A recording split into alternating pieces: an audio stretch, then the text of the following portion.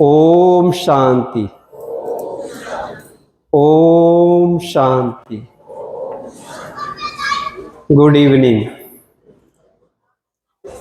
आज हम बहुत ही महत्वपूर्ण विषय के ऊपर बात करने वाले हैं कि संबंधों में हार्मनी कैसे आए, कैसे संबंधों में, रिश्तों में मधुरता आए, तालमेल बने। बहुत ही खूबसूरत रिश्ते हैं हमारे, संबंध हैं, रिलेशंस हैं, चाहे वो हमारे पर्सनल रिलेशंस हैं, प्रोफेशनल रिलेशंस हैं, फैमिली रिलेशंस हैं। हर जगह हम रिश्ते नातों के संपर्क में आते हैं या नहीं आते। चाहे वो हस्बैंड वाइफ का रिलेशन है, पेरेंट्स और चाइल्ड का रिलेशन है, बॉस या सबॉर्डिनेट का रिलेशन है, लेकिन चलते चलते वो रिलेशंस कई बार सुख देने के बजाय हमारे दुख का कारण बन जाते हैं। जितने सुंदर हमारे रिश्ते होने चाहिए, कई बार वो उतने नहीं हो पाते जितना हम उन्हें बनाना चाहते हैं। कहीं ना कहीं रिश्तों में उलझने पैदा हो जाती हैं, कठिनाइयां पैदा हो जाती हैं। हमारे नज़दीक से नज़दीक के लोग वही हमारे दर्द का कारण बन जाते हैं। क्या कारण है कि संबंधों में जो तालमेल, आपसी संस्कारों का जो मिलन होना चाहिए, एक दूसरे के ऊपर विश्वास होना चाहिए, प्यार और रिस्पेक्ट होना चाहिए, वो संबंधों में कई बार को नहीं मिलता। क्या ऐसी प्रॉब्लम्स हैं जिनके कारण रिश्ते बिगड़ते जाते हैं, बनने के बजाय रिश्ते और खराब हो जाते हैं? कभी आपने सोचा? बिल्कुल आराम से सोचिए, ऐसी कौन सी बातें हैं जिनके कारण हमारे रिश्ते खराब हो जाते हैं, बिगड़ जाते हैं? क्या क्या प्रॉब्लम्स हैं? और एक बात का ध्यान रखना कि यहाँ केवल अपने बारे में सोचना है, दूसरों के बारे में नहीं। क्या क्या प्रॉब्लम्स हैं रिश्तों में जिनके कारण आपस में तालमेल नहीं हो पा रहा? बताएंगे क्या क्या प्रॉब्लम्स, क्या क्या समस्याएं हैं? कहीं अंडरस्टैंडिंग की कमी है, कहीं दूसरा हमसे प्यार से बात नहीं करता, कहीं ईगो प्रॉब्लम आ रही है। क्या क्या बताएंगे? आप सबको पता है, आप तो मेरे से ज्यादा रिश्ते नातों में रहते हैं। क्यों नहीं आजकल निभ रही एक दूसरे की? सहन शक्ति कम हो गई, धीरज कम हो गया, क्या बात है? बताइए। अभिमान, अहंकार, ego, I am right, I M boss, मैं घर का बड़ा हूं, अभिमान है। मैं ज्यादा एजुकेटेड हूं, ये भी अभिमान है। अभिमान के कारण दूसरे को सप्रेस करना चाहते हैं। और एक्सपेक्टेशंस हैं, अपेक्षाएं हैं, इच्छाएं हैं। और क्या कारण है? दूसरा आपसे प्यार से बात नहीं करता, ये भी एक प्रॉब्लम हो सकती है। मैं ही बोल रहा हूं, आप लोग बोल ही नहीं रहे। दूसरे हमें रिस्पेक्ट नहीं देते, कई बार ये है। हमारी बात नहीं सुनते, हमारे लिए टाइम नहीं देते। ऐसी ऐसी प्रॉब्लम्स आती हैं या नहीं आती? और क्या समस्याएं हैं रिश्तों में? अच्छा, ये सारी की सारी समस्याएं हमारी हैं या दूसरों की हैं? दूसरे हमसे ठीक से बात नहीं करते, दूसरे हमें समझते नहीं, दूसरे हम पे विश्वास नहीं करते, दूसरे हमसे टू मच एक्सपेक्ट करते हैं। ऐसा ही है ना? या हम कारण हैं या दूसरे कारण हैं? जब जब आप समस्याएं गिन रहे थे तो कौन याद आ रहा था? दूसरे याद आ रहे थे ना। मेरी वाइफ ठीक से मेरे से बात नहीं करती, मेरे हस्बैंड हमेशा डांटते रहते हैं, हमारे बच्चे तो सुनते ही नहीं आजकल किसी की, मेरी सास, मेरी जेठानी, मेरी दरानी वो याद आ रहे थे, या ये याद आ रहा था कि मैं, ईगो मेरे में है, एक्सपेक्टेशन मेरे में बहुत ज़्यादा है, मैं कई बार गुस्सा कर जाता हूँ या कर जाती हूँ, इसलिए डिफिकल्टी आती है। कौन याद आ रहा था, सच बताओ? सामने वाला। ज्यादातर को लगता है कि अगर रिश्ते में गड़बड़ है तो उसकी जिम्मेवारी दूसरे की है, मैं तो बिल्कुल सही हूं, वो मुझे नहीं समझते, अगर वो ठीक हो जाएं तो हमारा घर बड़ा अच्छा हो जाएगा।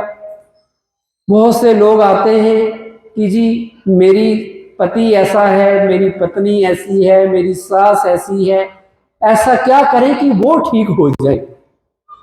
मतलब किसे ठीक करना चाहते हैं? दूसरे को। अच्छा, आप कौन है जो दूसरे को चेंज करने के बारे में सोचते हैं और ट्राई करते हैं और बोलते भी हैं? खड़े हाथ करो, कोई बात नहीं है, कोई शर्म की बात नहीं है, करते हैं सब, ज्यादातर लोग करते हैं, सक्सेस मिलती है। जो दूसरों को बदलने में लगे रहते हैं, कंट्रोल करने में लगे रहते हैं, क्या उन्हें सक्सेस मिलती है? नहीं मिलती। क्यों नहीं मिलती? आज उसके ऊपर भी बात करेंगे आपसे। अगर हमें रिश्तों को ठीक करना है तो सबसे पहले हमें अपने आप को ठीक करना होगा, ये बात आप पक्की मान लो। अगर हम दूसरों को चेंज करने के बारे में सोचेंगे तो क्या होगा? वो तो बदलने वाले नहीं हैं, ये आप पक्का मान लो। वो हमारे अनुसार चलने वाले नहीं। अगर हम उनका इंतजार करते रहेंगे कि पहले ये बदले तो इंतजार बड़ा लंबा हो जाएगा, क्योंकि उनको लगता ही नहीं है कि उनमें गलती है। उनको क्या लगता है गलती किसके अंदर है? सामने वाले को क्या लगता है गलती किसके अंदर है? उसको लगता है गलती मेरे अंदर है, और मुझे लगता है कि गलती उनके अंदर है। मैं उन्हें बदलना चाहता हूं क्योंकि मुझे लगता है I am right, they are wrong. मैं उनको बदलना चाहता हूं, और उन्हें लगता है कि they are right, I am wrong, इसलिए वो मुझे बदलना चाहते हैं। दोनों में से कोई भी अपने ऊपर काम नहीं करना चाहता, क्योंकि उसमें मेहनत लगती है। और दूसरे से एक्सपेक्ट करना कि वो बदल जाए, वो गुस्सा ना करे, वो प्यार से बात करे, बड़ा आसान है। अपने ऊपर मेहनत करना मुश्किल काम है।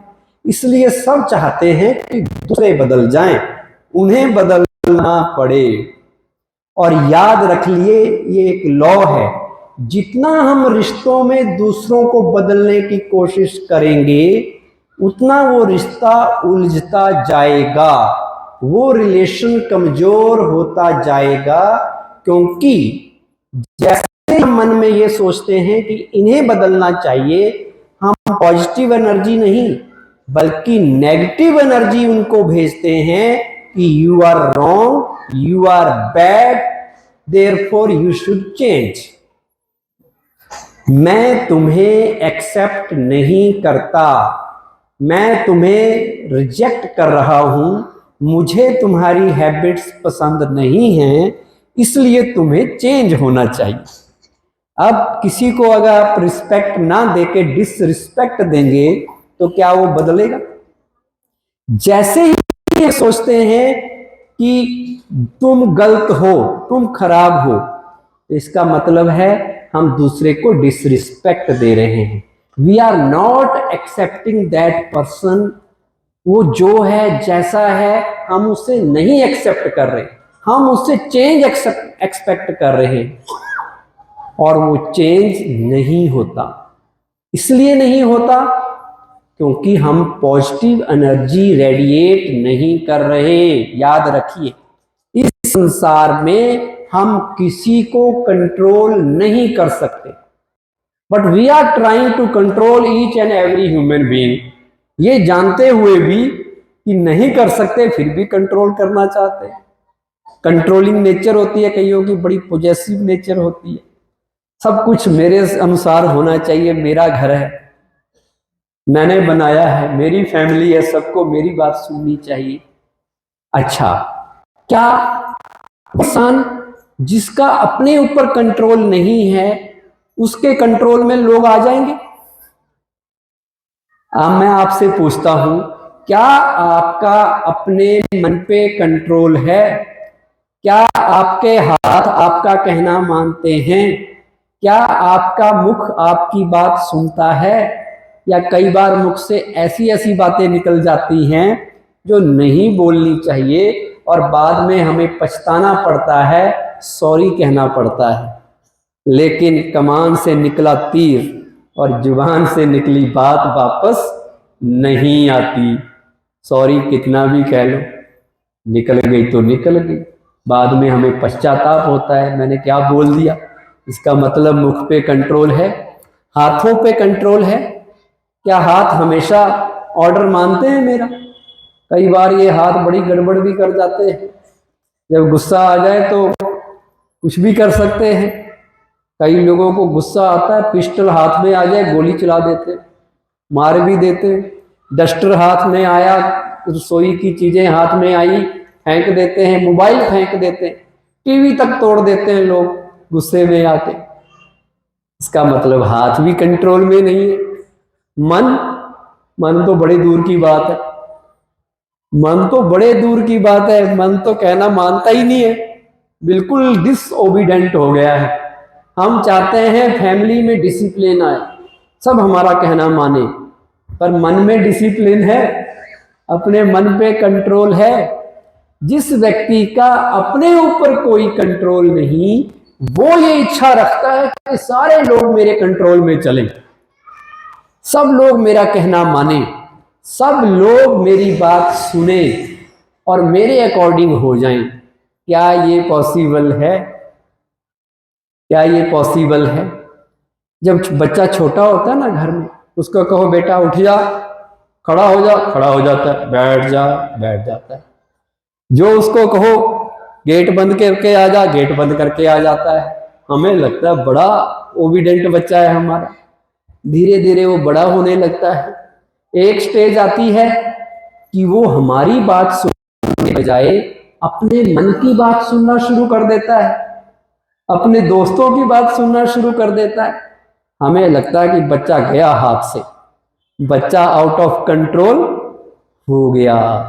फिर हम उसको डांटते हैं कि बच्चा कर गलती, जब भुगतेगा ना तो पता चलेगा। क्यों ऐसा कहते हैं? ये गलती करेगा, फिर भुगतेगा, सजा मिलेगी, फिर मेरे पास आएगा और मेरा कहना मानेगा, मेरे अनुसार चलेगा। मतलब हमारी इच्छा इतनी हावी है कि हम चाहते हैं वो कैसे भी मेरे कंट्रोल में रहे, जो मुझे पसंद वही उसे पसंद होना चाहिए। पर ये क्या पॉसिबल है? क्या हम दूसरों को चेंज कंट्रोल कर सकते हैं? हम दूसरों को समझा सकते हैं, मोस्ट इंपॉर्टेंट लाइन, दूसरों को गाइड कर सकते हैं, इंस्पायर कर सकते हैं, इंस्ट्रक्शन दे सकते हैं, ऑर्डर देना होगा तो ऑर्डर भी दे सकते हैं। पर सामने वाला मेरी बात माने या ना माने, ये किसकी चॉइस है? ये मेरी चॉइस है या उसकी चॉइस है? ये उसकी चॉइस है। वो माने तो भी ठीक, ना माने तो भी मुझे डिस्टर्ब नहीं होना है, ये सोच के कि हर एक व्यक्ति, हर एक सवारी अपने सामान की जिम्मेवार खुद है। हर एक व्यक्ति की अपनी कैपेसिटी है, अपनी सोच है, अपने संस्कार हैं। सब कुछ मेरे अनुसार तो नहीं होगा। तो आज के लेक्चर का पहला होमवर्क याद रखना, किसी को चेंज करने की कोशिश नहीं करनी, किसी को कंट्रोल करने की कोशिश नहीं करनी। रिश्तों में कई बार हम बड़े अच्छे बोल भी बोल लेते हैं, मीठी जुबान भी इस्तेमाल करते हैं, अच्छे से व्यवहार भी करते हैं, फिर भी रिश्ते अच्छे नहीं होते। क्या कारण है? सब कुछ बाहर से अच्छा करते हैं, लेकिन मेन बात है कि क्या मन में सोच करके कर रहे हैं। अगर मन में सोच है कि तुम ऐसे हो, तुम ऐसे हो, तुम ठीक नहीं हो, you are wrong, you are bad, तुम्हारी आदतें खराब हैं, तुम सही नहीं हो, तो इसका मतलब हम कौन सी एनर्जी भेज रहे हैं? पॉजिटिव भेज रहे हैं या नेगेटिव? नेगेटिव। और वो नेगेटिव उस तक पहुंचती है, इसलिए वो फिर हमारे अनुसार नहीं चलता, हमें एक्सेप्ट नहीं करता, उसको पॉजिटिव वाइब्स मेरे से नहीं मिलते, इसलिए वो नहीं बदलता। कई लोग बड़ा ये आर्ट अपने पास रखते हैं, बाहर से तो मीठा बोलेंगे और अंदर गलत सोचेंगे।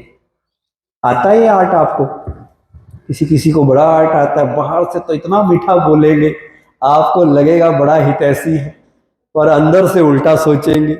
लेकिन जो सोचते हैं वो पहले पहुंचता है सामने वाले के पास, जो बोलते हैं वो तो तब पहुंचता है जब हम मिलते हैं, लेकिन सोचते तो हम 24 घंटे रहते हैं। और थॉट एनर्जी सबसे फास्ट है, सबसे फास्टेस्ट एनर्जी थॉट एनर्जी है, और वो दूसरे तक पहुंच जाती है। ये व्यक्ति बोल तो सही रहा है पर सोच सही नहीं रहा। कई लोग मिलेंगे, आपकी ड्रेस को देख के कहेंगे you are looking very handsome, बहुत स्मार्ट लग रहे हो आप, अंदर से कहेंगे कार्टून लग रहा है। ऐसे होते। तो मतलब सोचना सही करना है। Quality of thoughts, quality of speech भी इंपॉर्टेंट है, कैसा बोलना है, कैसे बिहेव करना है, लेकिन उससे भी इंपॉर्टेंट है अगर रिश्ते को सही करना है, हमारे क्वालिटी ऑफ थॉट्स, क्या सोच के हम रिलेशन में आ रहे हैं। जैसे आप यहां पर आए, कुछ लोग आगे बैठ गए, कुछ लोग किनारे की सीटों पे बैठ गए पीछे। क्यों ऐसा हुआ? क्योंकि different people will have different type of thinking. हर एक व्यक्ति की अपनी अपनी सोच है। एक को लगता है आगे बैठना अच्छा है, वो आगे बैठे, किसी को लगता है पीछे बैठना अच्छा है तो वो पीछे बैठे।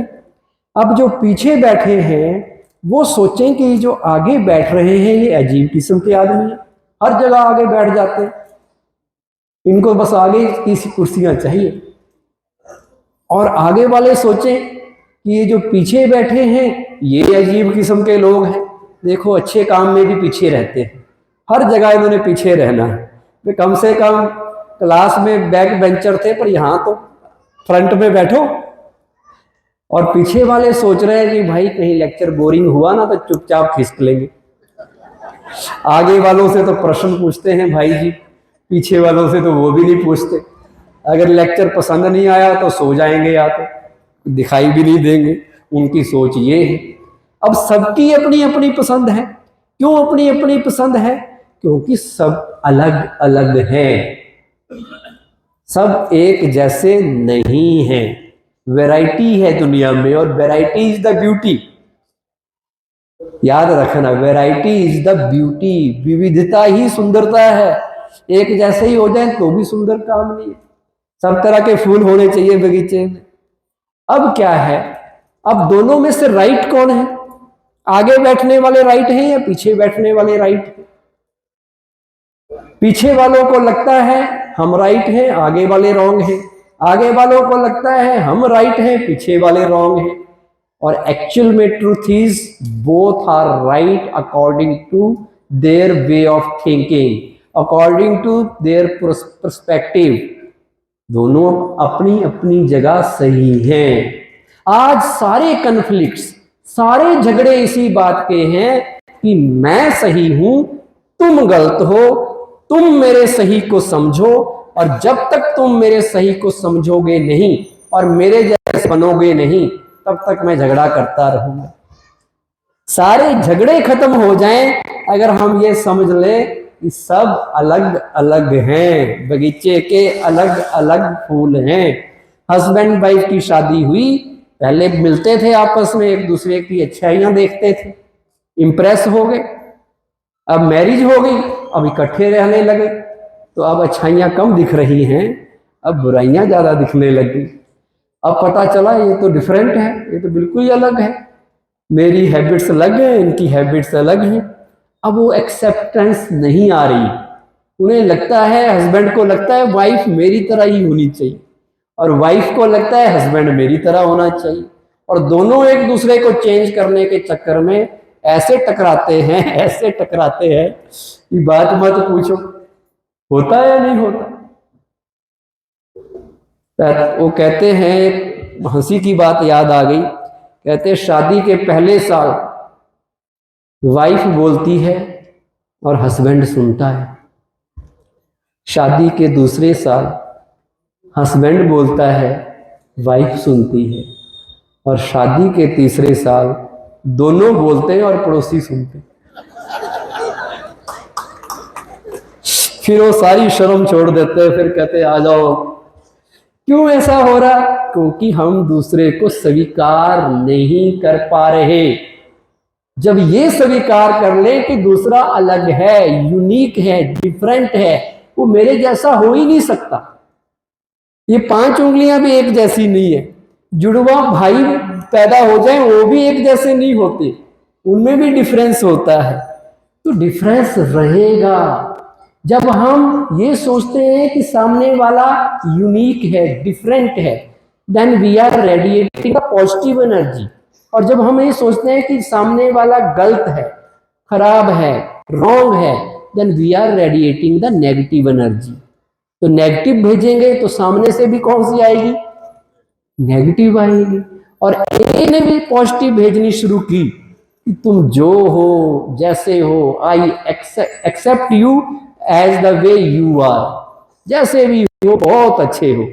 एक्सपेक्टेशन क्या रहती है कि जैसा मैं चाहूं वैसे तुम्हें होना चाहिए। और एक्सेप्टेंस कहती है कि जो मैं चाहूं अगर तुम वो करो तो भी ठीक, अगर ना करो तब भी तुम बड़े प्यारे हो, तब भी मैं तुम्हें स्वीकार करता हूं या करती हूं। तो एक्सेप्टेंस लानी है, ना कि एक्सपेक्टेशंस रखनी है। और इस दुनिया में याद रखो, कोई भी रॉन्ग नहीं है, कुछ भी गलत नहीं है, सबकी अपनी अपनी अंडरस्टैंडिंग है।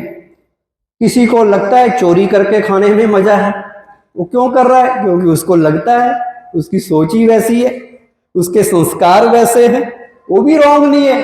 अब उसको रोल ही वो मिला हुआ है इस ड्रामा में। आप कहें रावण को कि रावण ने गलत क्यों किया, वो इसलिए किया क्योंकि उसको रोल ही रावण का मिला था। अब आप रामलीला में रावण के पास जाएं और उसे समझाएं कि भैया तुम्हें रावण वाली हरकतें छोड़ दो, बड़ी भयंकर मुच्छें रखी हैं तुमने, जोर जोर से हंसते हो, चिल्लाते हो, डर लगता है, बच्चे रोने लग जाते हैं, तुम लक्ष्मण जी की तरह भोले भाले बन जाओ। तो वो बन जाए तो रामलीला होगी रामलीला, सारी रामायण ही खत्म हो जाएगी अगर रावण गायब हो जाए। वो तो बड़ा इंपॉर्टेंट कैरेक्टर है।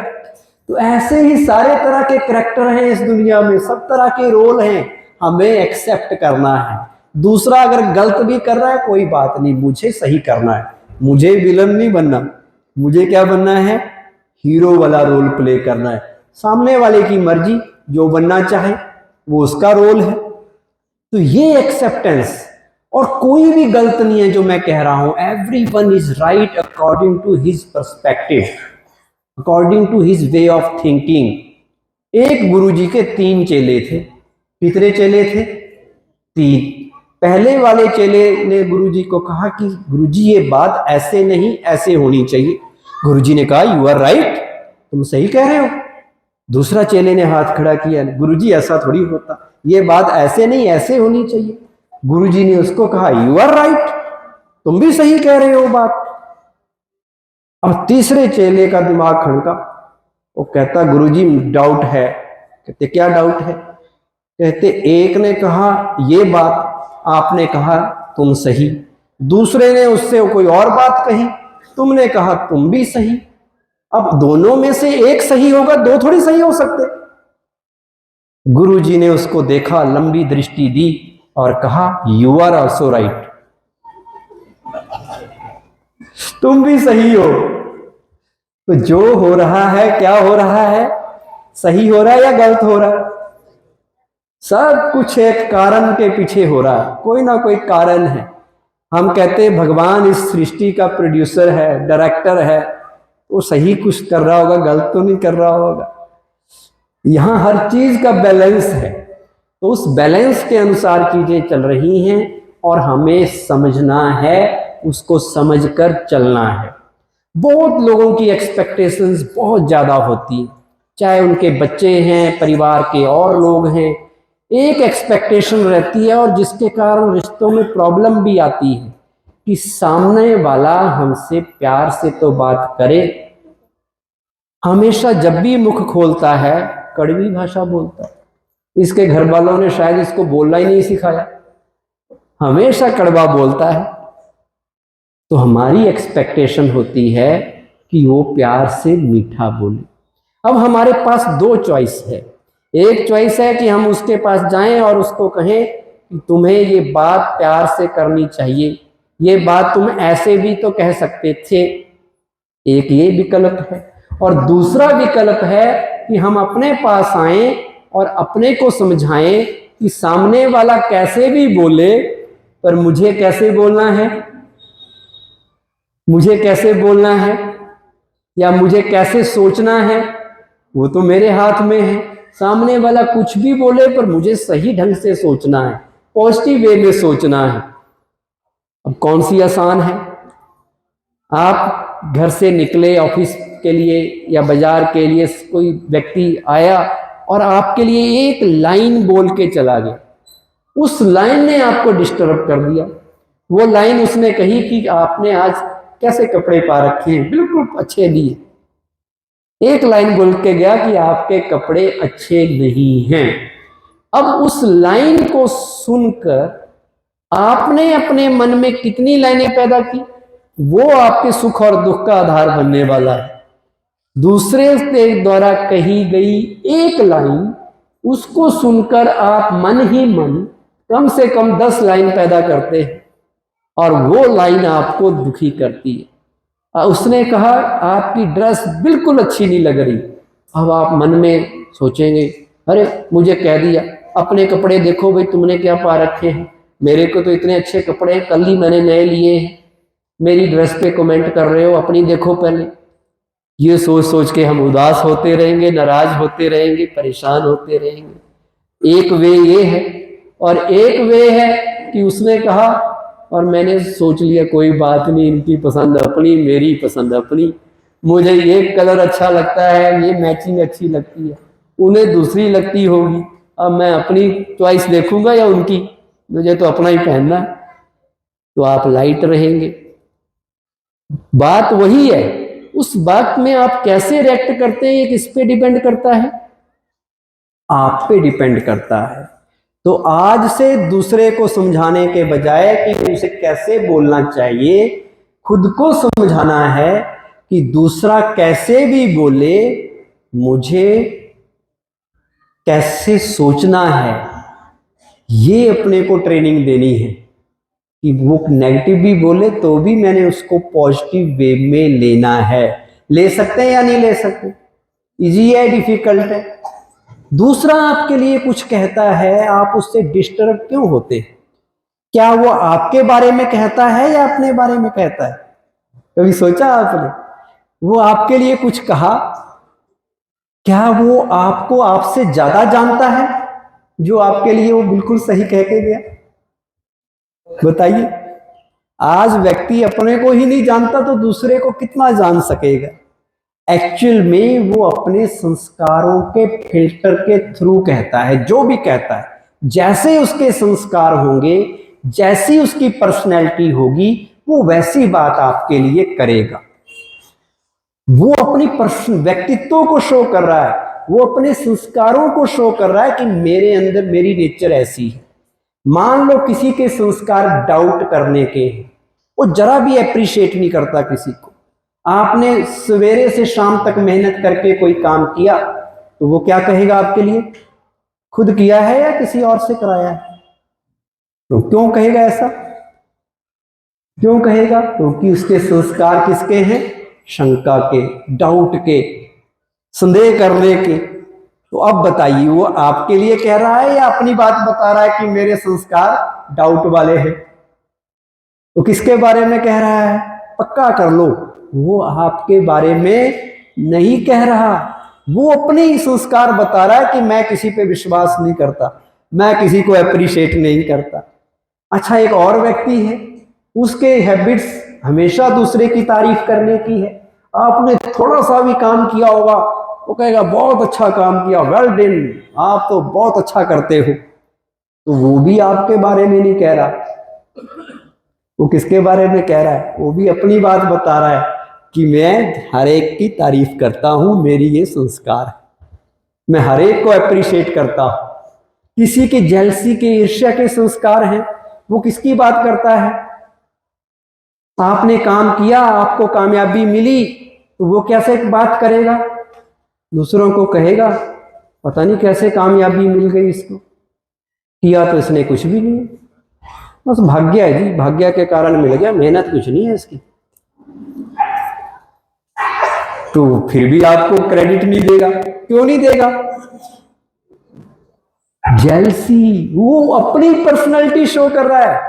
इसलिए दूसरों की बात से कभी डिस्टर्ब नहीं होना कि ये मुझे ऐसा कहते हैं, ये मेरे बारे में ऐसी ओपिनियन रखते हैं। वो ओपिनियन उनके जो संस्कार हैं उसके अनुसार उनकी बनी है, और हर एक के संस्कार अलग अलग हैं, ये बात आप मान लीजिए। जो घर में आपके बच्चे हैं, दो बच्चों के संस्कार भी अलग अलग मिलेंगे आपको। एक कुछ और टाइप का होगा, दूसरा कोई और टाइप का होगा। एक इंटेलिजेंट होगा, एक कम इंटेलिजेंट होगा। एक इंट्रोवर्ट मिल जाएगा, एक एक्सट्रोवर्ट मिल जाएगा। क्यों?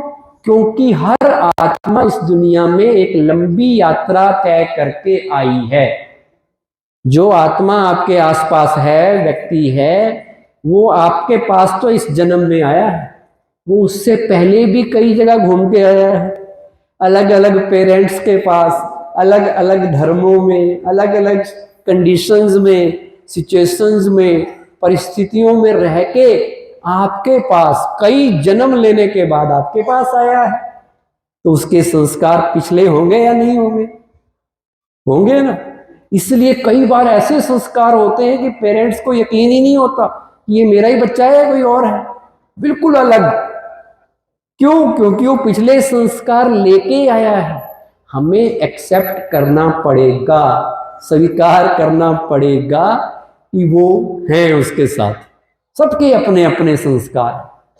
कई बार अच्छे अच्छे घरों के बच्चे चोरी कर लेते, पता चला पिताजी आईएएस हैं, वो चोरी कर रहा है, घर में कमी नहीं है। क्यों? चोरी के संस्कार आ गए।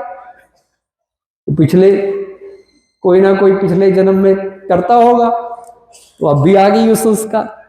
तो ऐसा होता है, हमें उन्हें एक्सेप्ट करना है, कोई बात नहीं, जैसे भी। एक्सेप्टेंस से ही हम दूसरे को चेंज कर सकते हैं।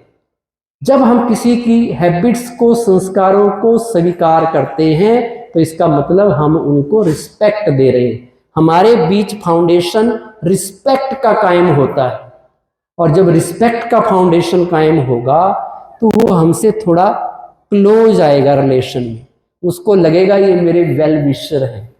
फिर अगर हम विद रिस्पेक्ट उन्हें एक्सेप्ट करते हुए थोड़ी सी गाइडेंस देंगे, तो हो सकता है वो बात हमारी माने और चेंज हो जाए।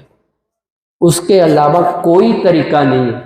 हम बिना समझाए बच्चों को चेंज करने की कोशिश करते हैं, और बच्चों को समझाएंगे नहीं, और समझाना भी बड़े प्यार से है, एक्सेप्ट करते हुए कि ऐसा हो सकता है। हमें लगता है मेरा बच्चा और इसने ऐसा काम कर दिया, तो पहले हम खुद ही इरिटेट हो जाते हैं, और इरिटेट होके बच्चे से वैसा बिहेव करेंगे, फिर बच्चा हमारी बात तो सुनेगा ही नहीं।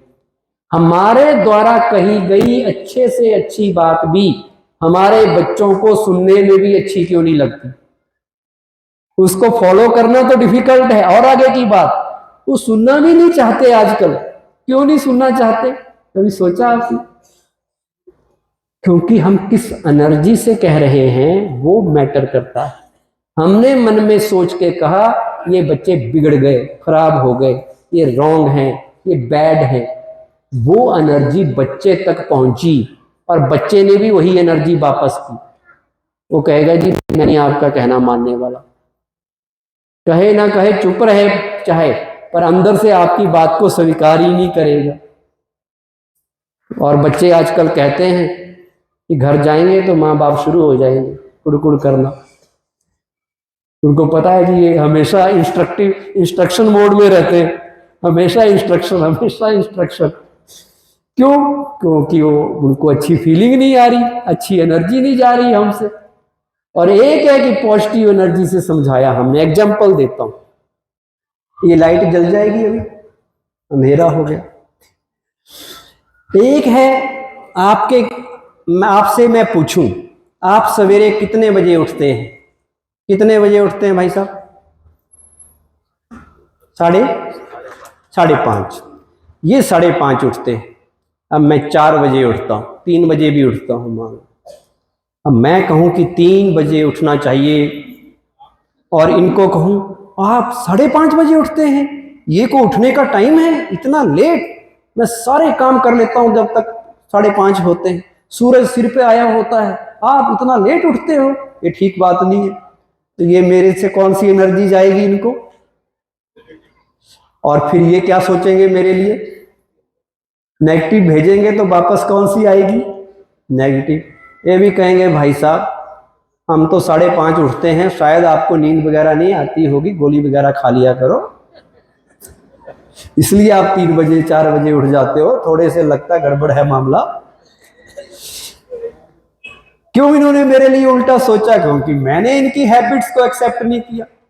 और एक तरीका ये था, मैं कहता 5:30 आप उठते हैं, वेरी गुड, 5:30 भी अच्छा है, आपके लाइफस्टाइल के हिसाब से आप 5:30 उठ जाते हैं, लोग तो 8 बजे उठते हैं, आप तो फिर भी बहुत अच्छे हैं। तो कुछ इनके लिए पॉजिटिव बोलता, फिर कहता कि भाई साहब देखना संडे के दिन 4 बजे उठ के देखो, बड़ा मजा आएगा, सवेरे ब्रह्म मुहूर्त होता है, अमृत वेला होता है, उस वक्त बड़े काम किए जा सकते हैं, भगवान का ध्यान भी किया जा सकता है, पढ़ाई भी की जा सकती है, एक बार उठ के देखना। तो हो सकता है ये भाई साहब मेरी बात सुनकर थोड़े से मोटिवेट होके संडे को उठ जाएं। और दूसरा है कि मैं इनको रिजेक्ट करूं तो ये उससे पहले मेरी हैबिट को रिजेक्ट करेंगे। तो दूसरे को पहले एक्सेप्ट करना, रिस्पेक्ट देना, फिर अपनी बात तरीके से कहना, और कहने के बाद भी ये स्वीकार कर लेना कि अगर वो ना माने तो मैंने डिस्टर्ब नहीं होना है। जरूरी नहीं है मेरे कहने पे दूसरा व्यक्ति बदल जाए, क्योंकि एडवाइस से भी ज्यादा जरूरत ताकत की है। हो सकता है व्यक्ति में ताकत ही नहीं है, हिम्मत ही नहीं है। अब मैं इनको कहूंगी गुस्सा मत करो, कहना आसान है पर गुस्सा तो आता है। क्यों आता है? क्योंकि आत्मा कमजोर है, छोटी छोटी बातों में रिएक्ट कर जाती है। तो जब तक उस कमजोर आत्मा को ताकत नहीं मिलेगी तब तक वो गुस्सा नहीं छोड़ पाएगा। तो केवल कहने से व्यक्ति नहीं बदलता, ये पक्का कर लो। इसलिए कहिए, समझाइए, तरीके से बोलिए, पर ये भी एक्सपेक्ट ना कीजिए कि जो मैं कहूं वो हो ही जाए, वो होना ही चाहिए क्योंकि मैं सही हूं दूसरे गलत हैं। ये कभी भी नहीं हो सकता। ये भी एक्सपेक्टेशन है लोगों की कि जो मेरा सही है वही सही है और सबको उसके अकॉर्डिंग चेंज हो जाना चाहिए। और वो भी पॉसिबल है या नहीं? मैं 120 की कोई 120 की स्पीड से कार चला रहा है, हम कहते हैं ये सही स्पीड नहीं है, बहुत फास्ट चला रहा है। कोई 80 की स्पीड से चला रहा है, हम कहते हैं बड़ा स्लो चला रहा है भाई। तो what is the right speed? मेरे अकॉर्डिंग 100 है, लेकिन वो मेरे अकॉर्डिंग है, कोई यूनिवर्सल लॉ तो नहीं है कि 100 ही होनी चाहिए सबकी स्पीड। किसी को 60 राइट लग रही है, किसी को 70 लग रही है, किसी को 100 लग रही है। अब मैं चाहूं कि सभी 100 की स्पीड से गाड़ी चलाएं, क्या पॉसिबल है? तो ये एक्सपेक्टेशन छोड़ के एक्सेप्टेंस को जीवन में लाना है। एक्सेप्टेंस को लाएंगे तो बड़ा कुछ आसानी से हो जाएगा। होएगा या नहीं होगा? अच्छा, और एक बात बताता हूं, आप में से कौन कौन प्यार से बात करना जानते हैं? हाथ खड़ा कीजिए, करिए, कीजिए, बड़े अच्छे लोग हैं बिलासपुर शहर के। प्यार से तो बात करना आता ही होगा ना आपको, आता है ना? तो प्यार से बात आप सब करते हैं, अच्छी बात है। पर अगर आपको प्यार से बात करना आता है तो आप सबके साथ करेंगे या किसी किसी से करेंगे? और हमेशा करेंगे या कभी कभी करेंगे? हमेशा करेंगे ना। ये तो नहीं कि जब काम पड़े तो प्यार से बात कर रहे हो, काम निकल गया तो जनाब देखते भी नहीं। अगर हमें प्यार से बात करना आता है तो वो हमेशा आना चाहिए। अच्छा, दूसरा अगर प्यार से बात ना करे तो प्यार से बात कर सकते हैं? ये लाइट क्यों नहीं जला रहे? दूसरा अगर प्यार से बात ना करे तो कर सकते हैं हम प्यार से बात? कर सकते हैं। या वो करेगा तो हम करेंगे? कई लोग कहते हैं उसने मेरी तरफ देखा ही नहीं, तो मुझे भी क्या पड़ी है देखने की। उसने मुझे नमस्ते नहीं की, मुंह फेर के चला गया, मैंने भी दूसरी तरफ मुंह कर लिया, मुझे भी क्या पड़ी है। मतलब हम दूसरे को क्या कर रहे हैं? कॉपी कर रहे हैं, दूसरे की बुराई को कॉपी कर रहे हैं। और हमने डिसाइड कर रखा है मन में कि अगर वो प्यार से बोलेगा तो हम प्यार से बोलेंगे, अगर दूसरा मेरे से कम प्यार से बोलेगा तो मैं कैसे बोलूंगा? तो मैं कम प्यार से बोलूंगा। ऐसा क्यों करते हैं हम? सामने वाला क्या मेरा डिसाइड कर सकता है कि मुझे कैसे बोलना है? वो तो अपना डिसाइड कर सकता है कि उसे कितने प्यार से बोलना है, पर मुझे कैसे बोलना है वो मैं खुद डिसाइड करता हूं। वो मेरी चॉइस है। मुझे दूसरे को देख के अपनी अच्छाई नहीं छोड़नी है। अगर वो प्यार से नहीं बोलता कोई बात नहीं, मुझे प्यार से बोलना है, मुझे उसकी बुराई को कॉपी नहीं करना। आजकल हमारे अंदर ना कॉपी करने का बड़ा संस्कार है, जैसा दूसरा करता है वैसे ही हम करते हैं। किसी के घर में शादी होती है तो लिफाफा देके आते हैं लोग, शगुन का, है ना। फिर जब खत्म शादी पूरी हो जाती है तो लिफाफा खोलते हैं और एक कॉपी लेके लिखते हैं किसने कितना दिया। अब क्यों लिख रहे हो? फिर उसमें आप अपनी श्रद्धा से, अपनी कैपेसिटी से दिया, आपको क्या लेना उससे, उसने दिया आप रखो। फिर भी हम लिख रहे हैं, क्या सोच के लिख रहे हैं कि जब उनके घर में शादी होगी तो हम लिस्ट देखेंगे, उन्होंने जितना दिया था लगभग उतना ही हम वापस करेंगे। तो हम क्या कर रहे हैं? कॉपी कर रहे हैं या क्या कर रहे हैं? हम दूसरे की नकल कर रहे हैं, फॉलो कर रहे हैं दूसरों को। हम फॉलोअर बन गए, लीडर नहीं बने। हम क्या बन गए? फॉलोअर। दूसरा गलत तो मैं भी गलत, दूसरा सही तो मैं भी सही। रिश्ते का मतलब बिजनेस नहीं होता। ये तो बिजनेस है कि जितना आप दोगे उतना सामान मिल जाएगा। रिश्ते का मतलब प्यार होता है, रिश्ते का मतलब एक्सेप्टेंस होती है, तो वो लानी है।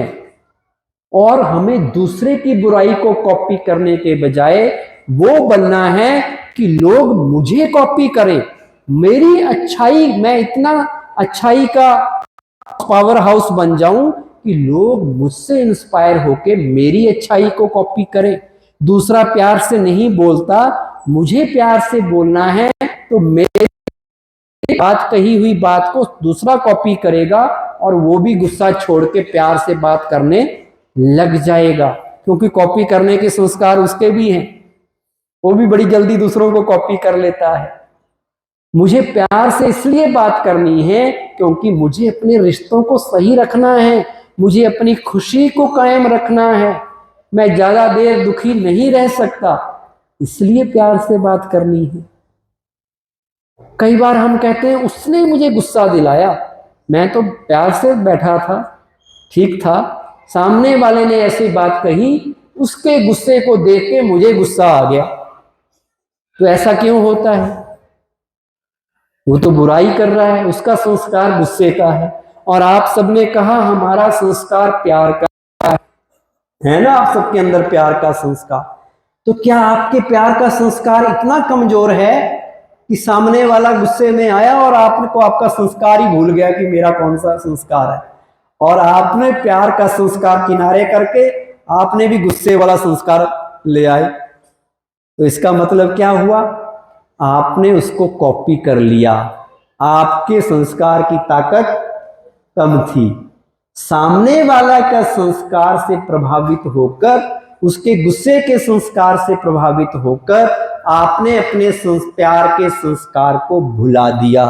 होना ये चाहिए था कि आपके प्यार का संस्कार इतना पावरफुल होता कि सामने वाला गुस्से में आता, आपका प्रभाव उस पर पड़ता और वो भी प्यार से बोलने लग जाता। ऐसा होना चाहिए था। तो अब कमजोरी उसकी है या आपकी है? बताइए। उसका तो गुस्से का संस्कार पावरफुल है, पर आपका प्यार का संस्कार उतना पावरफुल नहीं था। तो अब अपने प्यार के संस्कार को और पावरफुल बनाना है। अभी एक बड़ा अच्छा गीत बजेगा प्यार के ऊपर कि दुनिया में सबके साथ प्यार से चलना सीखो जी, प्यार की बोली बोलो, प्यार से रहना सीखो जी। प्यार में बड़ी ताकत है। प्यार से तो पत्थर भी पिघल जाते हैं। पशु पक्षियों को भी प्यार चाहिए। किसी प्लांट को प्यार से सिंचो तो वो प्लांट बड़ी जल्दी ग्रो करता है। वो करता है या नहीं करता? तो सब खड़े हो जाए।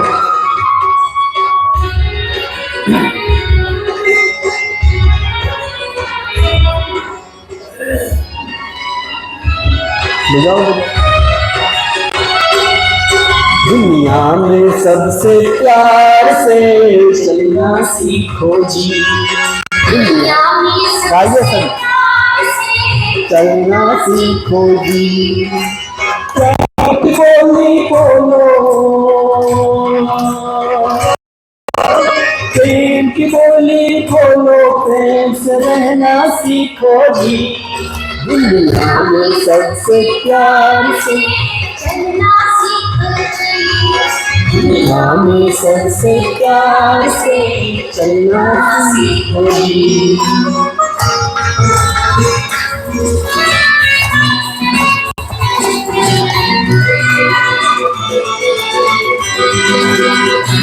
जिंदगी प्यार का गीत है, हर दिल को गाना पड़ेगा।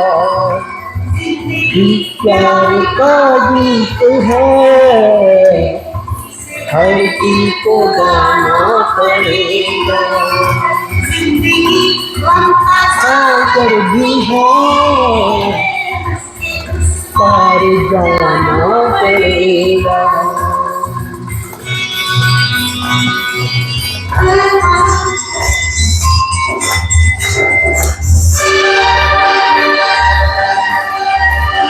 हंसते हंसते कट जाए हंसते, यूं ही चलती रहे।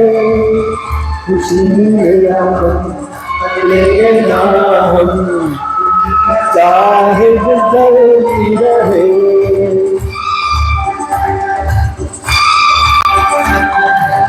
हंसते हंसते कट जाए हंसते, यूं ही चलती रहे। खुशी मेरा गम लेना हम चलती रहे।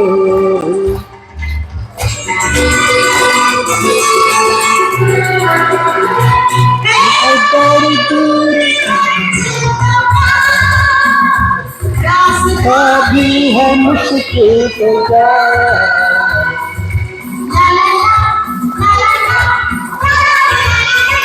अगर पूरी मंजिल को मुश्किल तो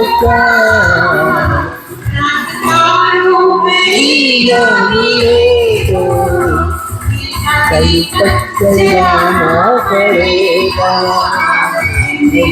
प्यार का गीत है, आना पड़ेगा।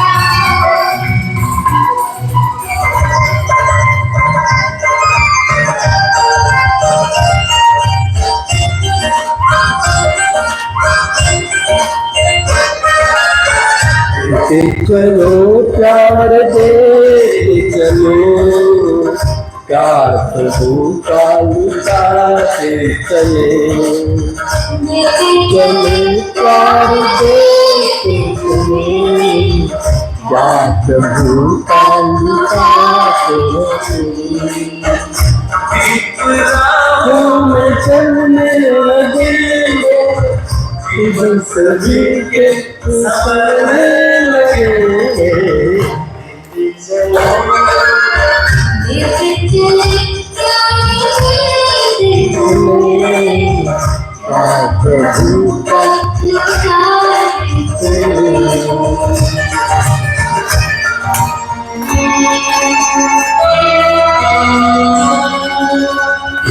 दो मीठे बोलों में तेरा क्या लुट जाता,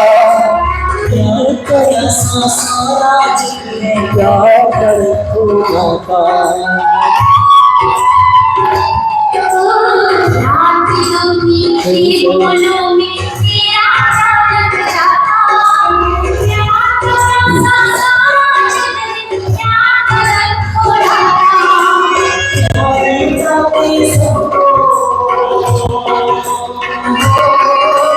प्यार मिटा के सबका प्यारा बनना सीखो जी, दुनिया में सबसे प्यार से चलना सीखो जी, दुनिया में सबसे प्यार से चलना सीखो जी।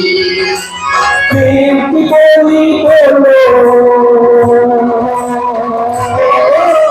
प्रेम की बोली बोलो, प्रेम से रहना सीखो जी, सबसे प्यार से कहना सीखो जी, दुनिया में सबसे प्यार से कहना सीखो जी। थैंक यू, बैठ जाइए। तो दुनिया में बैठ जाइए। कैसे चलना है? प्यार से चलना है। ये दुनिया प्यार से चल रही है। अगर प्यार ना होता तो दुनिया तो कब की जल के राख हो गई होती। गुस्से में, गुस्से से कितने घर तबाह हो जाते हैं, देश वीरान हो जाते हैं। ये गुस्सा बहुत बड़ी बीमारी है, और इस बीमारी को अगर ठीक करना है तो क्या खुद बीमार होना पड़ेगा? कोई डॉक्टर बीमारी को ठीक करने जाए तो क्या खुद बीमार हो जाता है? कोई दूसरा गुस्सा करता है, गुस्से में चिल्ला रहा है, घर के बर्तन फेंक रहा है, आपके सास, बहू, जेठानी, दरानी, कोई भी हस्बैंड, वो गुस्से में कुछ बिहेव कर रहे हैं, तो क्या उनके गुस्से को ठीक करने के लिए, गुस्सा एक बीमारी है, क्या हमें खुद बीमार होना पड़ेगा? गुस्से को ठीक करने के लिए क्या हमें खुद गुस्सा करना पड़ेगा? पर हम करते क्या है? हम करते क्या है? दूसरा 2 शब्द बोलता है, हम 4 सुनाते हैं। कहते हम किसी से कम हैं क्या? हम क्या चुप रहेंगे? तुमने हमें ये बोला, हम भी बोलेंगे। करते हैं ऐसा या नहीं करते? और लोग भी भड़काते हैं कि तू चुप रहा, तू कमजोर है, तू कायर है, क्योंकि लोग तो तमाशा देखना चाहते हैं लड़ा के। लेकिन उस वक्त सोचना है, डॉक्टर बीमारी को ठीक करते करते बीमार नहीं होता।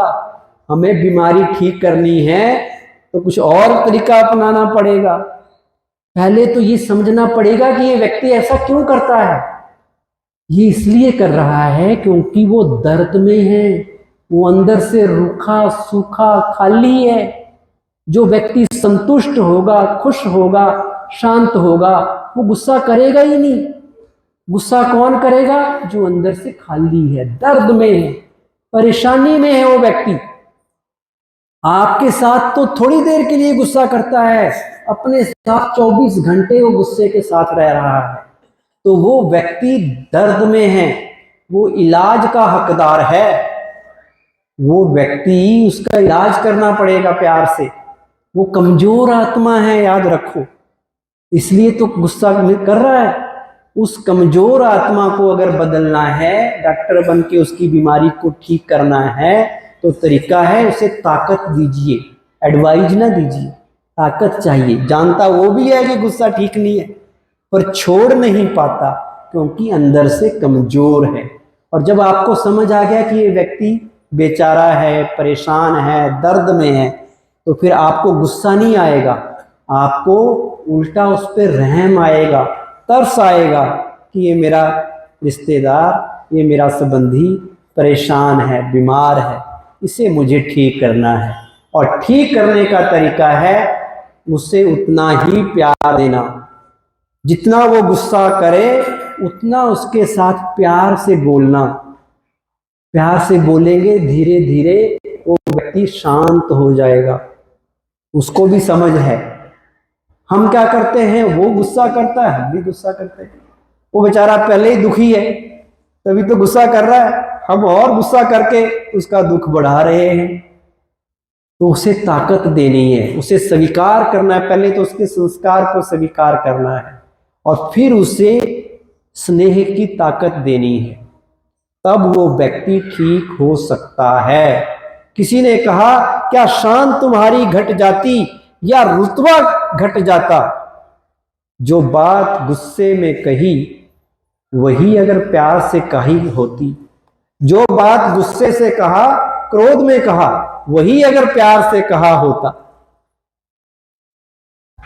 क्या फर्क पड़ता है? दोनों में एक ही बात है, प्यार से बात कर ले। तो प्यार के संस्कार अपने अंदर लाने हैं। दूसरा क्या करना है, हम सब लोगों की एक और एक्सपेक्टेशन रहती है रिश्तों में। वो एक्सपेक्टेशन है कि हमने इनके साथ, इनके लिए इतना किया, इतने साल किया, जब हमें जरूरत पड़ी तो इन्होंने कुछ भी नहीं किया, ये इन्होंने मुंह दूसरी तरफ करके चले गए। हमें हर्ट हो जाते हैं, दिल में दर्द आता है। हमारे बच्चे 25 साल इनके लिए हमने किया ही किया, अब भी कर रहे हैं, अब ये हमारे लिए कुछ नहीं कर रहे। रखते हैं ना माँ बाप एक्सपेक्टेशन। पहले तो अगर आप इस सोच से किसी का कुछ कर रहे हैं कि मैंने किया ये भी करे, तो करो ही ना।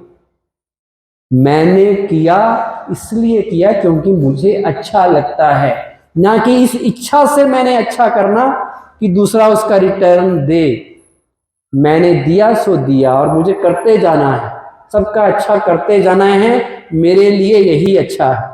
दूसरा करे या ना करे, आजकल के बच्चे कमजोर हो गए हैं, उनके पास स्टॉक नहीं है, उनके पास इतनी ताकत नहीं है कि वो आपका भी ध्यान रखें। वो अपने बच्चों का ही ध्यान नहीं रख पा रहे बेचारे, अपना ही ध्यान नहीं रख पा रहे, तो बूढ़े माँ बाप का कौन ध्यान रखेगा? तो उनसे ये भी एक्सपेक्टेशन ना रखो कि ये हमारे लिए करें, हमने करना है, सबका करना है बस।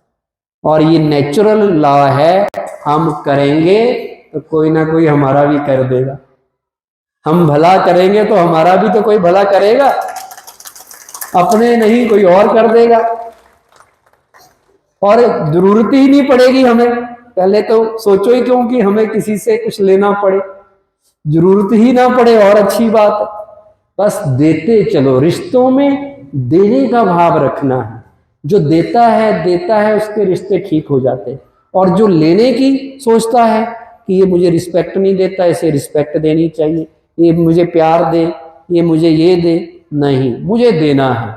सामने वाला कुछ भी दे, मेरी तरफ से केवल प्यार जाना चाहिए, मेरी तरफ से केवल रिस्पेक्ट जाना चाहिए, मेरी तरफ से दुआएं जानी चाहिए, तो रिश्ते अच्छे होते हैं। रिश्तों के लिए दो लोगों का ठीक होना जरूरी नहीं है, एक भी ठीक है, दूसरा अपने आप ठीक हो जाएगा, उसे बदलने की जरूरत नहीं पड़ेगी। एक और एक्सपेक्टेशन हम रखते हैं रिश्तों में या जहां भी लोगों से मिलते जुलते हैं कि जो मेरे संस्कार हैं, जो मेरी स्पेशलिटीज हैं, वो विशेषताएं दूसरों के अंदर भी होनी चाहिए।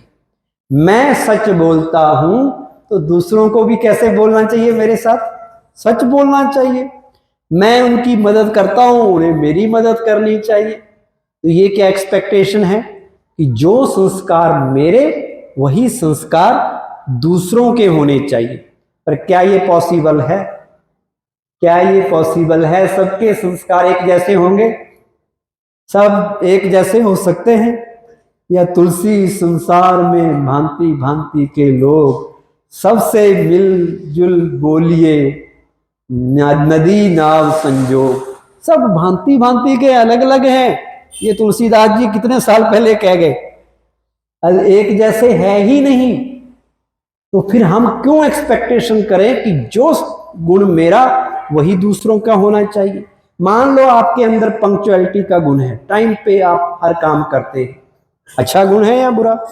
अच्छा, आपको 4 बजे यहां बुलाया, आप 4 बजे आ गए बिकॉज यू आर पंक्चुअल, लेकिन आपने देखा कि आप अकेले आए, 4-5 हो गए, 2-4 और आ गए, फिर भी आपको लगा अभी तक कोई नहीं आया, 4-10 हो गए, फिर आप दूसरों को देख रहे हैं कोई भी नहीं आया, तो आप अंदर ही अंदर क्या हो रहे हैं? परेशान। क्यों परेशान हो रहे हैं? क्योंकि आपने एक छोटी सी गलती कर दी। आपने गलती ये की कि आपने अपना संस्कार दूसरों में ढूंढना शुरू कर दिया। आपको लगा कि मैं रूल फॉलो कर रहा हूं, I am punctual so everybody should be punctual, पर ये पॉसिबल नहीं है, ये भूल गए। अब आपने देखा 4:15 हो गए, 4:20 हो गए, प्रोग्राम शुरू नहीं किया इन्होंने, अच्छा इतना बुला लेते हैं टाइम पे, किसी को कदर नहीं है टाइम की। इंडिया में तो ये होता ही है, इससे तो विदेश में अच्छे हैं, हर चीज टाइम पे होती है। इंडिया के लोगों को कदर ही नहीं है टाइम की, कोस रहे हैं आप। आपकी अच्छी क्वालिटी आपके लिए दुख का कारण बन गई। क्यों बनी? क्योंकि आपने दूसरों के अंदर उसको एक्सपेक्ट करना शुरू कर दिया। तो पहला रूल, अपनी गुड क्वालिटीज को मेंटेन रखिए, दूसरों के अंदर ढूंढना ना शुरू कर दीजिए, क्योंकि दूसरे आपसे अलग हैं और उनकी क्वालिटीज अलग हैं, आपकी क्वालिटीज अलग हैं। अब क्या होगा, एक दिन आप टाइम पे आ गए, 2 दिन टाइम पे आ गए, पर देख दूसरों को रहे हैं, अब तीसरे दिन आप भी 4:15 बजे आएंगे। क्यों? क्योंकि आपने कहा कोई आता ही नहीं टाइम पे, तो मैंने क्या करना टाइम पे आके। तो दूसरों की बैड क्वालिटी को देख के आपने अपनी गुड क्वालिटी मेंटेन रखी या छोड़ दी? छोड़ दी। लोग ट्रैफिक लाइट पे जाते हैं, कहते भाई दूसरे भी क्रॉस कर रहे हैं, अगर पुलिस वाला खड़ा है तो फॉलो, डर के मारे फॉलो कर रहे, तो रुक जाएंगे, कोई नहीं देख रहा, दूसरे जा रहे मैं भी जाऊं। इसका मतलब क्या हुआ कि मैं उनकी बैड क्वालिटी को फॉलो कर रहा हूं, अच्छी क्वालिटी को फॉलो नहीं कर रहा। तो पहली गलती ये। दूसरी गलती ये कि अपनी अच्छाई भी छोड़ के बुराई को ले आए। एक तो अपनी क्वालिटी दूसरों में देखी, नहीं मिली तो दर्द हुआ, और अपनी अच्छी क्वालिटी भी छोड़ दी। तो अपनी नहीं छोड़नी है। सपोज आप में से कोई मुझे कहे कि हमारे घर डिनर पे आइए, और मैं आपके घर डिनर पे जाऊं और आप बड़े प्यार से 5-6 डिशेज मेरे लिए बना के रखें, बड़े प्यार से होस्ट बन के आप खिलाएं, मैं भी आपके साथ डिनर करके थैंक यू बोल के वापस आने लगा, और मैंने कहा जी कभी हमारे घर आप भी आना। नेक्स्ट वीक आप हमारे घर आ गए, आपने आए तो आप ऐसे वक्त पे आए, मैंने कहा जी चाय तो पी के आए होंगे ना। अब आप कहेंगे हाँ जी पी के आए हैं, अब कौन कहता है कि नहीं पी के आए। अच्छा, मैंने बातचीत की, डिनर का तो कोई नाम ही नहीं है खाने का, क्योंकि मैं डिनर खुद ऑनलाइन मंगवाता हूं। अब आपको क्या खिलाऊं, मुझे खुद ही नहीं बनाना आता, पर आपको क्या पता। आपने सोचा कि देखो बड़ी बेकदरी है, मैंने इनको बुलाया, मैंने छुट्टी ली ऑफिस से, 4 घंटे खड़ी रही, तो भोजन तैयार किया, इनको इतने प्यार से 6 सब्जियां खिलाई। अरे 6 नहीं तो 2 ही खिला देते, 2 नहीं तो चाय के लिए तो पूछ लेते, किसी के लिए भी नहीं पूछा। तो अब आप क्या होंगे, हर्ट हो जाएंगे। क्यों हर्ट हुए? क्योंकि आपने अपनी गुड क्वालिटी कहाँ देखी, मेरे अंदर सर्च करने की कोशिश की। आप बड़े अच्छे होस्ट हैं, बड़ा अच्छा खाना बनाते हैं, पर ये आपकी क्वालिटी है, मेरी नहीं है। अब आपने वो क्वालिटी मेरे अंदर ढूंढी, नहीं मिली, तो आप दुखी हो गए। अब मान लो 2 महीने बाद मैं आपके घर जाऊं, तो अब क्या होगा? अब 2 महीने बाद मैं आपके घर जाऊं तो आप 6 सब्जियां खिलाएंगे या क्या करेंगे? अब आप याद करेंगे कि इन्होंने कितनी खिलाई थी। तो अब आपने क्या किया, मेरी बुराई को देख के अपनी अच्छाई छोड़ दी। उसको नहीं छोड़ना है। ये सोचना है कि हर एक की स्पेशलिटी अलग है। हो सकता है मैं बहुत बड़ा राइटर हूं, अब मैं आपको कहूं जी लिखो 2 पेज इस टॉपिक पे, और आप नहीं लिख पाए, और मैं कहूंगा अच्छा ये भी नहीं आता आपको लिखना। वो आपका गुण नहीं है, वो मेरा गुण है। मैं कुछ भी लिख सकता हूं, लेकिन खाना बनाना आपका गुण है, और खाना बनाना हो सकता है मेरे लिए माउंट एवरेस्ट पे चढ़ने जैसी बात हो, बड़ी मुसीबत वाला काम हो, तो वो मेरा गुण नहीं है। मेरा गुण अलग, आपका गुण अलग। तो अपना गुण दूसरों में नहीं ढूंढना, अपना संस्कार दूसरों में नहीं देखना, और अगर देखने के बाद अपना अच्छे वाला नहीं छोड़ना। अगर रिश्तों को अच्छा बनाना है तो सिंपल सी बात है, कर सकते हैं या नहीं कर सकते। अच्छा, रिश्तों में सबसे बड़ी एक ब्लॉकेज आती है बच्चों के साथ हमारी। घरों में बच्चे हैं ना, 2 चीजें उनकी पर्सनालिटी डेवलपमेंट में बड़ी ब्लॉकेज का काम करती हैं। एक है क्रिटिसिज्म, एक है कंपैरिजन। क्या आप अपने बच्चों को सुधारने के लिए उन्हें क्रिटिसाइज करते हैं, ये सोच के कि क्रिटिसाइज करके बच्चे मोटिवेट होंगे? उल्टा डिमोटिवेट करते हैं। कई लोग अपने बच्चों का इतना क्रिटिसाइज करते हैं, हमेशा उनके लिए नेगेटिव लाइन बोलेंगे, नेगेटिव भाषा का इस्तेमाल करेंगे। अरे तुमसे नहीं होगा, तुम बड़े स्लो हो, रख दो तुमसे गिर जाएगा, तुम नहीं कर पाओगे। कहा, बच्चे ने सुना, उसने उसकी एक पिक्चर बनाई माइंड में और उसे स्वीकार कर लिया। अब उसके सबकॉन्शियस माइंड में वो बात चली गई। अब वो ब्रह्मास्त्र की तरह उस कहीं ना कहीं रिजल्ट देगी। वो स्वीकार कर लेगा कि मेरे से कोई भी काम ठीक से नहीं होता, जो भी मैं काम करता हूँ खराब ही होता है, क्योंकि मेरे माँ बाप, मेरे टीचर मुझे ऐसा कहते हैं। आज वो 5-7 साल का है, कल को 40-50 साल का होगा, तब भी वो बच्चा लो सेल्फ एस्टीम में ही रहेगा, उसका कॉन्फिडेंस बिल्डअप नहीं होगा। कोई भी काम करने लगेगा उसे लगेगा मेरे से नहीं हो पाएगा, बड़ा मुश्किल है, ये नहीं कर पाऊंगा मैं। क्यों ऐसा हुआ? क्योंकि बचपन से आपने उसको क्रिटिसाइज किया, उसकी हैबिट्स को रिकॉग्नाइज नहीं किया, उसको एप्रिशिएट नहीं किया। कई लोग क्या करते हैं, कोई मेहमान आ जाए अपने बच्चों की बुराइयां करना शुरू कर देते हैं। वो बच्चा देखता रहता है, अच्छा मैं ऐसा हूं, धीरे धीरे वैसा ही बन जाता है, पक्का स्टैंप लग जाती है फिर। अब जो है बच्चा, उसकी अपनी यूनिक क्वालिटीज हैं। आपने ये कहने के बजाय कि तुम नहीं कर सकते, ये कहना है तुम कर सकते हो, तो बच्चा अपनी कैपेसिटी से ज्यादा अच्छा करके दिखाएगा। मोटिवेट करना है, क्रिटिसिज्म डीमोटिवेशन है, ये पक्का कर लो। किसी को भी निंदा पसंद नहीं होती, किसी को भी बुराई अच्छी नहीं लगती, चाहे वो छोटा बच्चा भी है। अपने बच्चे को तो राजा बच्चा समझना चाहिए, और हमेशा कहो मेरा राजा बच्चा है, ये मेरा हीरो है, ये मेरा नाम रोशन करेगा। तभी करेगा अगर बोलोगे। अगर कहोगे तू तो करेगा मेरा खराब काम, तो फिर वो खराब ही करेगा। क्योंकि आपके मुख से फूल निकलने चाहिए, वरदान निकलने चाहिए, फूल झड़ने चाहिए। कभी भी किसी के लिए नेगेटिव भाषा बोल के सुधारने की कोशिश ना करो। नेगेटिव बोला, वो व्यक्ति दूर हुआ आपसे, फिर वो आपके साथ कंफर्टेबल नहीं रहेगा।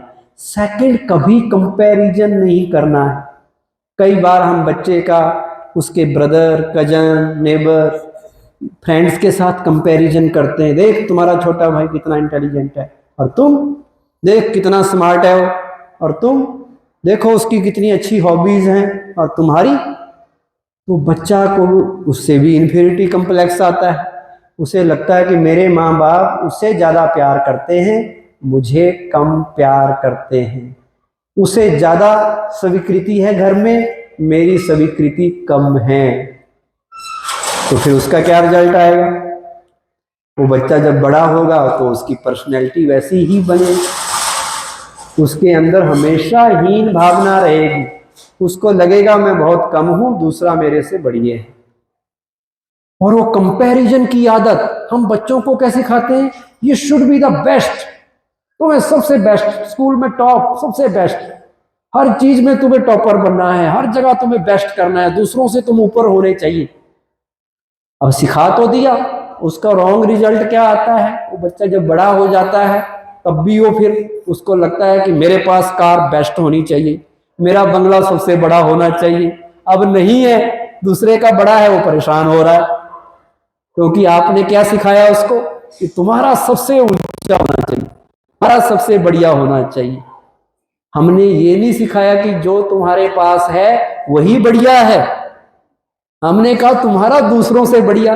अब उसके पास मारुति कार है, अल्टो, अब वो BMW देख के परेशान हो रहा है कि मेरे दोस्त के पास BMW है, क्योंकि वो कंपैरिजन, आपने उसकी ग्रूमिंग जब हो रही थी, बच्चा बड़ा हो रहा था, तो रॉन्ग चीज उसको सिखा दी। उसको सिखाना था बेटा तुम जो हो, जैसे हो, बहुत अच्छे हो, तुम्हारे पास कोई हो चीज या ना हो, तुम ऐसे ही अच्छे हो। और वो कंपैरिजन का संस्कार, छोटा बच्चा जाता है, सामने टेबल पड़ा है, टेबल से ठोकर लगती है, बच्चा गिर जाता है, तो हम बच्चे को चुप कराने के लिए रोए ना, तो कहते हैं बच्चा तेरा कसूर नहीं है, किसका कसूर है, टेबल का कसूर है। तो क्या सिखाया उसको कि कभी अपनी गलती ना मानो, गलती किसके ऊपर थोप दो, दूसरे के ऊपर थोप दो, दूसरे को ब्लेम कर दो। अब वो बड़ा हो गया, अब उसे दर्द मिल रहा है कहीं ना कहीं से जीवन में, पर अब उसको लग रहा है कि ये दर्द का कारण मैं नहीं, कौन है, मेरी बीवी मेरे दर्द का कारण है, मेरे बच्चे मेरे दर्द का कारण है, मेरा बॉस मेरे पीछे पड़ा है वो मेरे दर्द का कारण है। क्योंकि बचपन से क्या सिखाया, दोष दूसरों को दे दो। तो माँ बाप को बड़े संभल के चलना चाहिए रिश्ते अगर अच्छे करने। Parenting is a very big responsibility, ये कोई सिंपल काम नहीं है। जो भी माँ बाप करते हैं बच्चे फॉलो करते हैं, बिल्कुल फॉलो करेंगे। घर में अगर माँ बाप का झगड़ा हो रहा है, बिल्कुल उसका इफेक्ट बच्चे की पर्सनैलिटी में पड़ने वाला है, वो घर का एनवायरनमेंट भारी हो जाएगा। बच्चे को आप उसकी ग्रोथ में हेल्प नहीं कर रहे, उसकी स्टडीज में हेल्प नहीं होगी, उस एनवायरनमेंट में वो व्यक्ति, वो बच्चा ठीक से बड़ा नहीं होगा, क्योंकि उसने क्या देखा, लड़ाई झगड़ा, रोना धोना, नाराज होना, रूठना, वही देख रहा है, तो क्या सीखेगा, वही चीजें सीखेगा। इसलिए पेरेंट्स को एक एक चीज बच्चों के सामने बड़े संभल के बोलनी भी है, करनी भी है। बच्चे को कह रहे हैं बच्चे टीवी मत देखो, खुद अपने कमरे में टीवी ऑन करके बैठे हैं। बच्चे को कह रहे हैं कोल्ड ड्रिंक नहीं पीना चाहिए, खुद पी लेते हो, तो बच्चा फॉलो करेगा? बच्चा आपको हर चीज पे देख रहा है, आप ही तो बच्चे के हीरो हैं, उसके लिए रोल मॉडल आप ही तो हैं, जो आप करेंगे उसका असर उस पर होगा। इसलिए नो क्रिटिसिज्म, नो कंपैरिजन, बच्चे को डांटना भी नहीं है, हाथ भी नहीं उठाना। एक कोमल सी कली अभी निकली है बेचारी, और हम उसको सारा गुस्सा, सारी फ्रस्ट्रेशन उस पर निकाल देते हैं, ये सोच के कि वो डिसिप्लिन में आएगा, वो सुधरेगा नहीं। सुधरेगा जब आप प्यार से समझाएंगे, बिना समझाए, बिना स्वीकार किए वो नहीं सही होने वाला। लास्ट में एक चीज और आपको बताता हूं, कई बार रिश्तों में हमें पुरानी बातें बड़ा तंग करती हैं, पुरानी बातें भूलती नहीं। किसी ने मिसबिहेव कर दिया, हमारे लिए उल्टा सीधा बोल दिया, वो याद रहता है, रहता याद या नहीं रहता? किसी ने अच्छा कर दिया तो भूल जाते हैं, पर किसी ने थोड़ा सा भी, किसी की शादी में गए और किसी ने थोड़ा सा आपको रिस्पेक्ट नहीं दिया, आप सारी उम्र याद रखते हैं, इसने शादी में मेरे साथ ऐसा बोला था, और फिर कहते हैं हम नहीं भूलेंगे, जीवन भर नहीं भूलेंगे। ना भूले थे, ना भूले हैं, ना भूलने की कोई प्लानिंग है।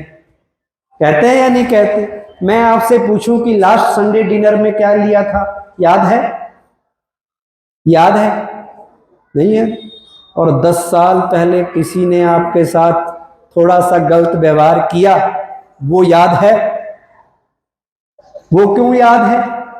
क्योंकि आपने उस वक्त अपने मन को कहा मैं इसे नहीं भूलूंगा, तो मन में रिकॉर्ड हो गया कि मैं नहीं भूलूंगा। जब आपने डिनर किया तो आपने मन को थोड़ी कहा कि याद रखना, लेकिन जब किसी ने गलत किया तो आपने क्या कहा, मैं नहीं भूलूंगा। तो रिजल्ट क्या निकला, और बार बार उसको मन में रिवाइज किया। जैसे ही वो सामने आया, इसने मेरे साथ ऐसा किया, इसने मुझे ऐसा बोला, और दूसरों को भी सुनाया, इसने मेरे साथ ऐसा किया, और पक्का हो गया। मन में भी रिवाइज किया, मुख से भी रिवाइज किया, और वो बात पक्की हो गई। अब वो भूलती नहीं। जैसे ही उसे याद करें तो दर्द होता है, हर्ट होते। अब उसे मन से भी डिलीट करना है और मुख से भी डिलीट करना है। छोड़ो पुरानी बातें। पुरानी बातों में क्या रखा है?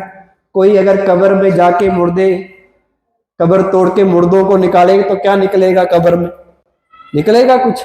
पास्ट को भूतकाल भी कहते हैं। भूतकाल का मतलब है, क्या मतलब है? पास्ट की बातें भूत बनकर हमारे सामने आती हैं और हमें तंग करती रहती है। तो पास्ट को पास्ट कर देना है। जो बीत गई सो बात गई, नभ के कितने तारे टूटे, कितने उसके साथी छूटे, बोलो टूटे तारों पर अंबर कब शोक मनाता है। जो बीत गई सो बात गई। अब गड़े मुर्दे उखाड़ने नहीं है, नहीं तो भूत बन के तंग करेंगे। जो हुआ सो हुआ। पास्ट का चिंतन, पास्ट का कड़वावन कहीं हमारा वर्तमान और भविष्य ना बिगाड़ दे। और उसका तरीका है फॉरगेट एंड फॉरगिव। जब तक आप माफ नहीं करेंगे दूसरे को, वो भूलेगा नहीं। तो संबंधों में माफ करना भी सीखना है। वो कहते हैं ना, कुछ इस तरह से हमने जिंदगी को आसान कर लिया, किसी से माफी मांग ली और किसी को माफ कर दिया। ये बड़ा गुण है, माफ करना और माफी मांगना दोनों ही बड़े गुण है। ये बहादुरों का हथियार है, कमजोरों के वश की बात नहीं है। कमजोर तो एक घूंसा मारो दो मारता है, क्योंकि उसको पता ही नहीं है कि सहन शक्ति भी कोई चीज है। उसको पता ही नहीं है कि माफ करना भी बहुत बड़ा गुण है। जैनी लोग एक साल में एक दिन मनाते हैं, क्षमा दिवस, माफ कर दो। हम ऊपर वाले को कहते हैं कि भगवान मेरी गलतियां माफ कर दो, मेरी भूल चूक माफ कर दो। भगवान कहता मैं तो माफ कर दूंगा, पर पहले तुम दूसरों की गलतियों को माफ करो। तुम दूसरों को माफ करना सीखो तो मैं तुम्हें भी माफ कर दूंगा। अभी एक बड़ा अच्छा गीत बजेगा, छोड़ो पुरानी बातें, नए दौर पे लिखेंगे नई कहानी। अब से नया जीवन, नए रिश्ते, जिसके साथ भी मन मिटाव है आज से उसको ठीक कर लेंगे। घर जाकर आपने क्या कहना है? जिनसे नहीं मिल बनती ना, उनको जाके कहना है आप बहुत अच्छे कहेंगे। देखना फिर वो भी आपको कहेंगे कि आप भी अच्छे हो। और सोचना भी अच्छा उनके लिए। आप अच्छा सोचेंगे तो आपकी एनर्जी अच्छी जाएगी और अच्छी एनर्जी वापस आएगी। बजाइए गीत छोड़ो कल की बातें, जो दूसरा गीत है जो आज भेजे। पुरानी बातों को बस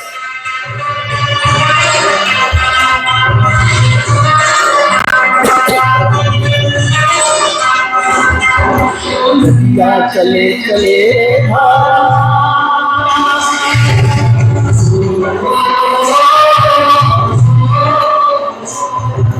नदिया चले चले गाइए सभी। तुमको चलना होगा, तुमको चलना होगा,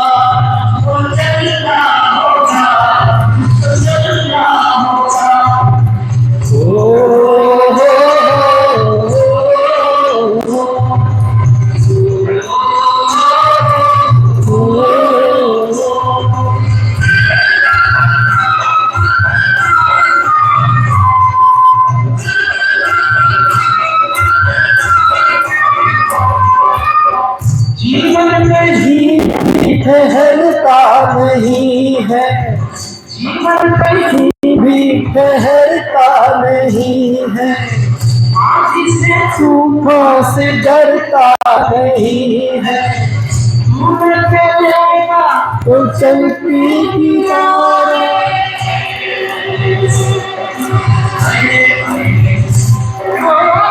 पूरा चलेगा तो चल दे तुझको तरसेंगी तेरी निगाहें, तुझको चलना होगा, तुझको चलना होगा, तुझको चलना होगा। चले चले रे धारा, चले चले रे धारा, तुझको चलना होगा, तुझको चलना होगा, तुझको चलना होगा, तुझको चलना होगा।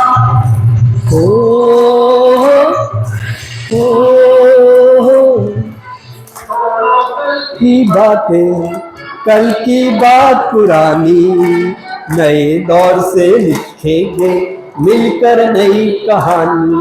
हम हिंदुस्तानी, हम हिंदुस्तानी, हम हिंदुस्तानी, हम हिंदुस्तानी।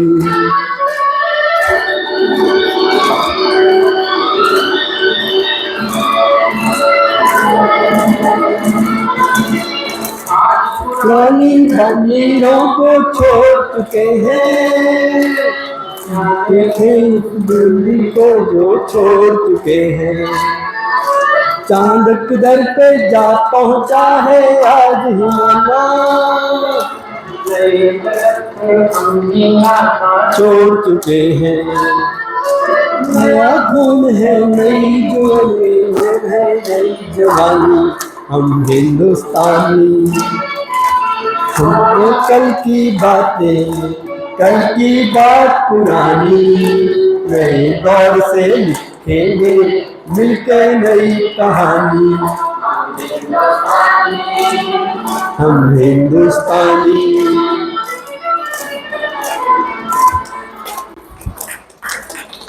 तो नए दौर से नई कहानी लिखते हुए खुशी का टॉनिक आज लेंगे हम सब।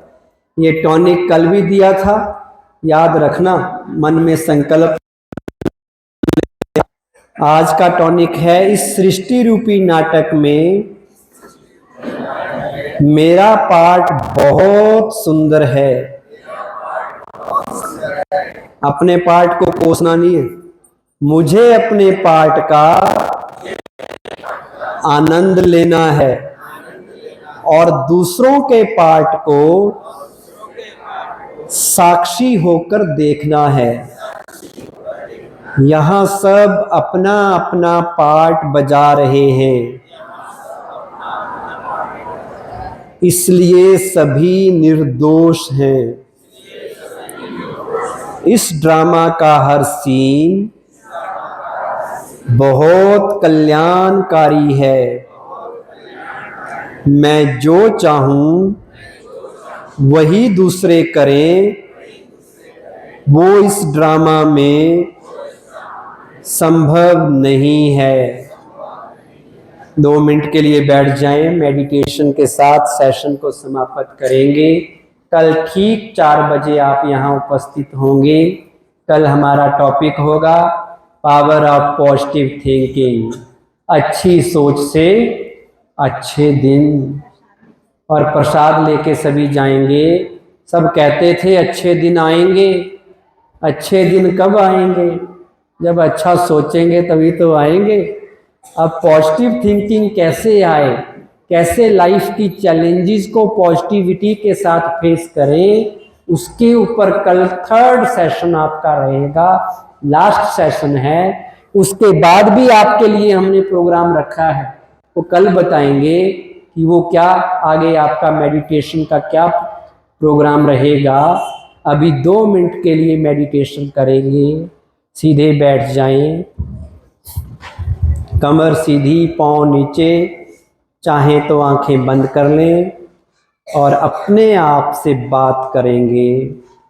एक एकांत शांत स्थान में अपने आप को ले जाएं। और अपने आप से पूछें कि इतने सुंदर, इतने खूबसूरत रिश्ते भगवान ने हमें दिए हैं, तो मुझे इन रिश्तों को उलझाना नहीं है, इन्हें मुझे सुंदर बनाना है। मुझे आज से सबको देना है, देने का भाव रखना है, किसी से कोई भी अपेक्षा नहीं रखनी है, क्योंकि मेरा संकल्प है कि मुझे अपने रिश्तों को मीठा मधुर बनाना है।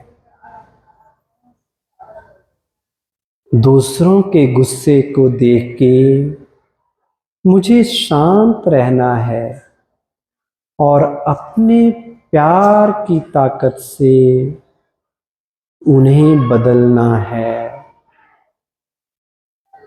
स्वयं भगवान मुझे शक्ति दे रहे हैं।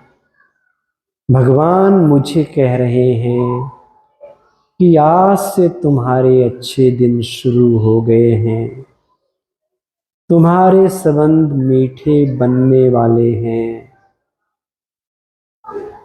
तुम्हें सबको रिस्पेक्ट देना है, सबको स्वीकार करके चलना है, किसी का भी बुराई नहीं करनी है। सभी के लिए एक ही संकल्प रखना है कि वो बहुत अच्छे हैं, वो जो हैं जैसे हैं बहुत अच्छे हैं, मेरे अपने हैं, सभी मेरे परिवार के सदस्य हैं। सबको मुझे प्यार देना है। मैं प्यार से भरपूर गंगा हूं। सामने वाला कुछ भी दे, पर मुझे प्यार ही देना है। आज से मेरे जीवन में नो नफरत, नो बदले की भावना, नो जेलसी, केवल प्यार, केवल अच्छी सोच, सबके लिए रिस्पेक्ट, विश्वास। मेरे अच्छे दिनों की शुरुआत हो चुकी है। ओम शांति, ओम शांति, ओम शांति।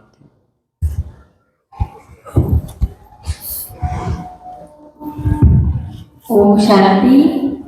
सभी भरपूर हो गए खुशियों से।